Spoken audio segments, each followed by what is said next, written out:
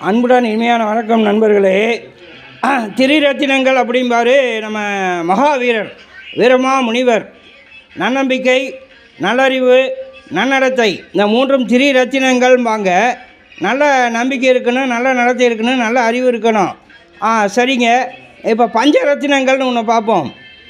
ஒரு செயல் செய்கிறோம், நல்ல செயல். கெட்ட செயல் நீங்கள் என்ன தான் முட்டி மோதிக்கிட்டாலும் வெற்றி அடையாது. நல்ல செயல் செய்யும்போது 5 பஞ்சரத்தினங்கள் தேவை நண்பர்களே. பொறுமை இருக்கணும், விடாமுயற்சி இருக்கணும், தன்னம்பிக்கை இருக்கணும், தைரியம் இருக்கணும், சகிப்புத்தன்மை இருக்கணும். இது ஒவ்வொரு தனி மனுஷனுக்கும் அல்லாமல் குடும்பத்துக்கும் நாட்டுக்கும் நல்லது. பஞ்சரத்தினங்கள். பஞ்சரத்தினங்கள் என்னது?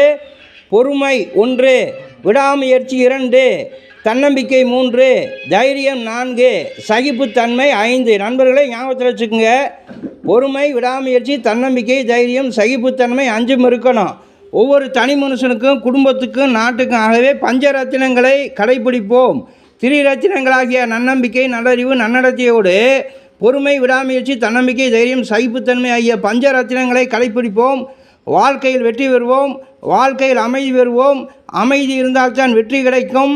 வெற்றிக்கு அடிப்படை அமைதி, மன அமைதி. ஆகவே மன அமைதியுடன் களம் காண்போம். எல்லா வகையிலும் வெற்றி பெற்று நலமோடு வாழ்வோம். உடல்நலம், மனநலம், நீலாயில், நிறை செல்வம், உயர்ப்புகள், மெஞ்ஞானம் பெற்று ஓங்கி அனைவரும் வாழ்வோம் வளமுடன். நண்பர்களே, பஞ்சரத்தினங்கள் பொறுமை, விடாமுயற்சி, தன்னம்பிக்கை, தைரியம், சகிப்புத்தன்மை ஆகியவற்றை கடைப்பிடிப்போம். நன்னம்பிக்கை, நல்லறிவு, நன்னடத்தை ஆகிய திரிரத்தினங்களையும் கடைப்பிடிப்போம்.